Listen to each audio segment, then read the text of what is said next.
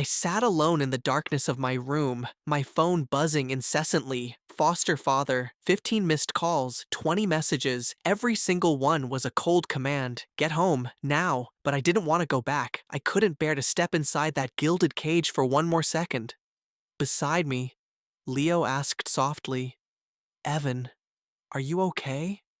I looked at him, the only true friend I had. The only person who looked at me and saw a human being, not a machine designed to mint money. "Leo," I whispered, "if you ever found out that I've been lying to you about everything, would you ever forgive me?"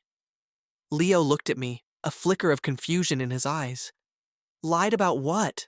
I bit my lip. The truth was clawing at my throat, but if he knew who I really was, would he still look at me the way he does now? To understand why I'm this terrified, I have to tell you how it all started. Back when I was still Zero, they called me Zero, the world's top-ranked gamer, 17 years old, pulling in over $1 million a year. But Zero was exactly how I felt inside, empty, a void. The night it all changed, I had just won a $250,000 tournament. When I walked through the door, my foster parents snatched the trophy from my hands before I could even breathe. "This belongs to the family, not you," they said. My room was a graveyard of gold and silver trophies.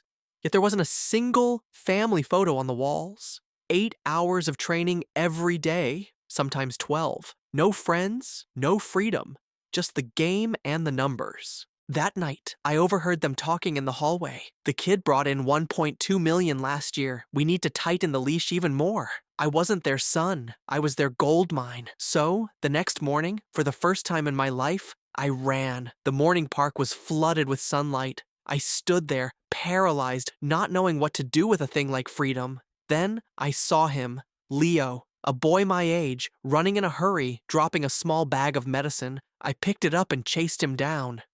"You're a lifesaver!" Leo beamed at me. No one had ever smiled at me like that before. No expectations, no hidden motives, just gratitude. Leo told me about his mother's illness and how he worked multiple jobs just to pay for her meds. "No matter how hard it gets, I have to believe tomorrow will be better," he said. I watched him, the way he could still laugh even when his eyes were bloodshot from exhaustion. I wondered, how does he do it? "Oh, I'm Leo," he said. "And you?" I hesitated. If I told him my real name, would he see the headlines?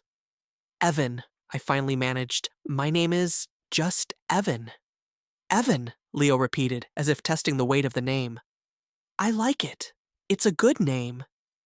For the first time, my name actually felt like it belonged to me. In the following days, I kept sneaking out to see him. Every escape was a heart-pounding risk. But every time I saw Leo's smile, the fear vanished. One afternoon, I found Leo at our usual spot, but the smile was gone. He was curled up, head in his hands, looking utterly broken. "What's wrong?" I asked, sitting beside him. Leo let out a shaky breath. "The hospital hiked the fees. I'm $2,000 short. I don't know what to do anymore." I saw the tears he was trying so hard to hide. Suddenly, I knew I had to do something. "Shio, do you know how to play games?" I asked. He looked up, blinking. "Games? A little... Why?" "I can teach you," I said.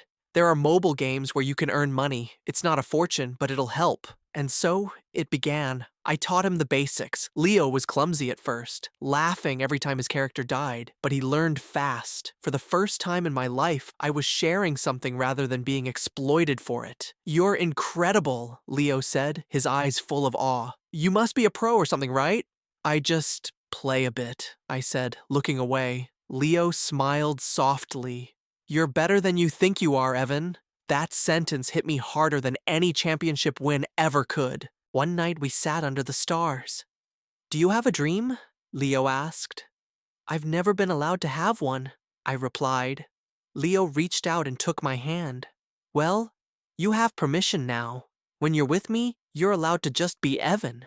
I finally felt seen. I secretly used my own money to buy the expensive medicine Leo's mother needed. "How did you get these? They're so expensive," Leo gasped when I gave them to him. "For once, I just wanted to do something that mattered," I whispered. Leo hugged me, and in that moment, I felt like I had finally found home. But happiness is a fragile thing. A few days later, Leo was scrolling through his phone while waiting for me. An ad flashed across the screen. Zero. The 17-year-old #1 gamer, $1 million per year, live stream tonight. Leo clicked it out of curiosity, and the face on the screen was mine. He zoomed in, those eyes, that expression. There was no doubt. His heart dropped. Evan is zero? He searched more. Thousands of articles, videos, photos, everything about the famous prodigy, the $1 million boy. Everything about the friend Leo thought was just like him. When I reached the park, Leo was standing there, his phone clutched in his hand. "You're zero, aren't you?" His voice was brittle. I stopped dead. My blood turned to ice. "Leo, I can explain." "Explain what, Evan?" Leo held up the screen showing my face. "Or should I even call you that? A teenage millionaire? The world's greatest gamer? Leo, please, just listen to me." "Listen to what?" Tears were streaming down his face. "You're rich, you're famous, and here I was, acting like an idiot, taking your money and crying to you about my pathetic life." "It's not like that," I yelled back, my voice cracking. "I never thought your life was pathetic." "Then why lie?" "Because I was jealous of you," I screamed. "You think you're the one who's struggling? You think you're the one trapped?" Leo froze. "But you have freedom, Leo," I sobbed, the words finally breaking free. "You get to live as yourself. You get a laugh. You get to choose your own path." I dropped to my knees. "And me? I'm just a product, a machine. 8 hours of training, no friends, no dreams. I'm not even allowed to be a person." I looked up at him. "Only you, Leo. Only you looked at me and saw a human being, not a brand, not a tool, just Evan." "But Evan isn't a real person," Leo said, his voice thick with pain. "Evan is a lie." "No!" I shook my head desperately. "Evan is the person I want to be. When I'm with you, I'm finally him. I'm finally me." Leo stood there, trembling. "I need time to think." "Leo, please, don't," he whispered, backing away. "I just need to be alone." He turned and walked away, leaving me kneeling in the dirt, my world crumbling around me. In that moment, I realized I had lost the only person who ever gave my life meaning. Will Leo ever find it in his heart to forgive Evan? Is this the end for them? And what happens when Evan's foster parents track him down? Want to see what happens next? Comment part 2 below for the next chapter. Don't forget to follow and rate 5 stars to support these stories. Your support keeps me going. See you in part 2.